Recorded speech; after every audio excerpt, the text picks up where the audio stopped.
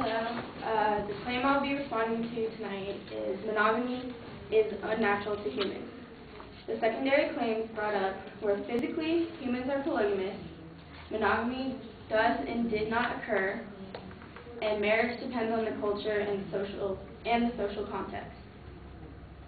The first secondary claim the advocate brings up is physically humans are polygamous. The speaker states of about 4,000 mammalian species, only a few have been classified as monogamous. Of those that were classified, none are primates.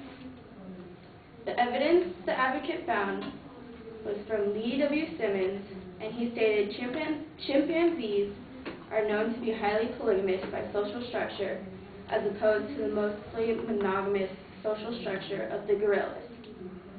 The problem with the speaker's statement and the evidence from Simmons is that he says no mammals are primates, or no mammals that are monogamous are primates. And in the evidence by Simmons, it shows that gorillas, which are primates, are monogamous. The advocate continues to back up the major claim with more evidence from Simmons, stating that humans' and testes to body size ratio fall in between chimpanzees and gorillas. Therefore, physically humans can be categorized as polygamous. If it is stated that humans fall in between chimpanzees and gorillas, humans cannot be categorized as only polygamous. In the advocate's second secondary claim, he states monogamy does and did not occur. The speaker found a survey done by MSNBC that states 22% of married individuals have admitted to cheat. The way the evidence was recorded and presented in the advocate's speech shows that 78% of married individuals are monogamous or they remain loyal to their partner. This weakens the argument by showing that more married couples are monogamous. The advocate's third secondary claim, marriage depends on the culture and the social context. A statement was provided by the speaker. There are many different types of marriages. For example, there are polygamous marriages, which are subdivided into polyandry and polygamy, and monogamous marriages. In the advocate's major claim, he claims that monogamy is unnatural to humans, so the statement contradicts their claim by saying there are monogamous marriages out there.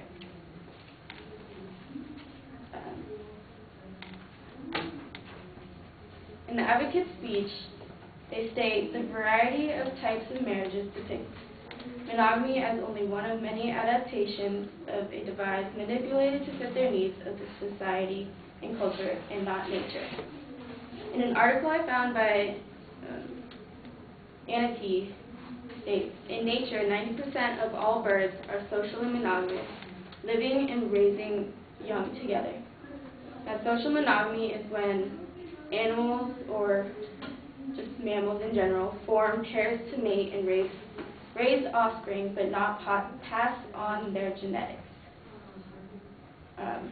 This shows that monogamy is natural in nature and is not manipulated to fit the needs of society and culture. The speaker also states in his speech, if monogamy were natural, there would be no gay monogamous marriages. In the same article by Anna T., she states, in a case for humans, just like birds, we are considered socially monogamous with each other as well. Because humans are considered to be socially monogamous with each other, this shows that gay marriage couples are capable of raising young together, and it is natural for them too. Another example where there is social monogamy is in heterosexual couples, so a man and a woman, where they cannot conceive a young together, and they have to adopt to raise, I guess. Okay. In conclusion, the claim provided by the advocates do not have strong enough evidence to prove that monogamy is unnatural to humans.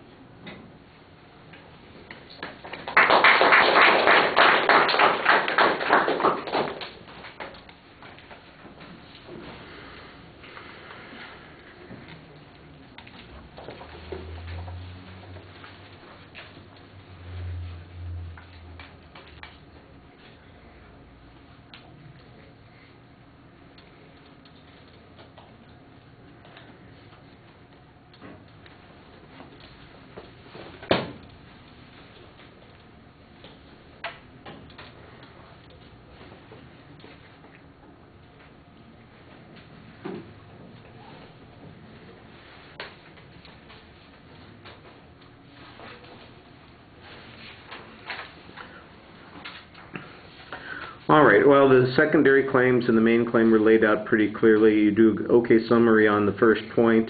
You're basically using the advocate's own evidence on that first point to refute the claim by using the example of the gorillas. That was okay. The challenge on the classification, that's another one of those things that's based on the generalization or the premise that the advocate seems to be using. That's okay. I think some additional research on your own part would have been helpful on this particular point, but those are good presses to make on that point. The problem is they're the kind of presses that you could make immediately after the speech, as opposed to having had some time to do some additional background research on this. So they're good intuitive responses, but I think there's more to be done here. The transition to the second point is very clear. There's an explanation about monogamy. I think the interpretation of the evidence that you provide, that the advocate actually provided, I mean, again, you're doing the same kind of thing. You're just deriving a different inference from the conclusion than the advocate had on that point. And again, it's a perfectly valid way of going about this. It would have been nice, though, I think, if you'd been able to follow up with some additional information. On the other point, though, as you get toward the end, you do have a little bit more original information about some information about the gay couples and about the birds and their social systems. You make a claim about married couples that are unable to conceive and adopting, but I'm not quite sure what inference you want us to draw from that. So there's some data on that last point, but it's not always clear how it's working together. I think you needed to challenge the advocate's inferences a little bit more, and also maybe the criteria by which the advocate is making these arguments. Why is natural, or why is nature the criteria that we're looking at, and isn't the social system, for instance, part of nature? Over the weekend I saw The African Queen. You guys ever see the movie The African Queen with Humphrey Bogart and Katharine Hepburn? It's a good movie. It's set during World War I. Missionaries in Africa. That kind of thing. And at one point, Humphrey Bogart's character says, "What you're doing is just not natural." And she looks at him and says, "Nature, Mr. Allnut, is what we're put here to rise above." Why isn't that a perfectly valid alternative point of view on this issue? All right. Thank you.